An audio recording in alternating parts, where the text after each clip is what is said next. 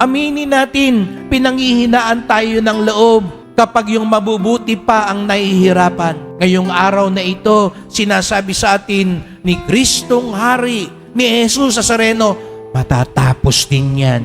Akala ba nila habang buhay silang ganyan?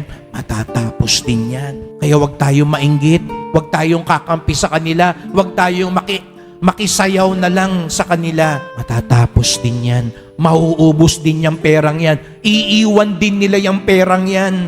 At kung ikaw naman ngayon ay may pinagdaraan ng paghihirap, kung ganyang kalaki din ang krus mo ngayon dinadala at bigat na bigat ka, kung hindi mo alam kung paano malulutas at matatapos ang problema mo ngayon, kaya ka nagpunta kay Jesus Nazareno, sinasabi rin niya sa iyo, matatapos din yan.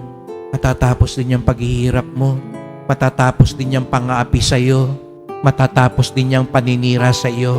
Huwag ka lang bibitaw sa akin. Huwag kang kakalas sa kabutihan na dapat mong gawin. Huwag kang mawawalan ng pag-asa sapagkat maglaho man ng araw, magunaw man ng buwan, matapos man ang lahat dito, sabi nga sa unang pagbasa, magniningning na parang tala ang mga naging tapat kay Kristong Hari, kay Jesus Nazareno.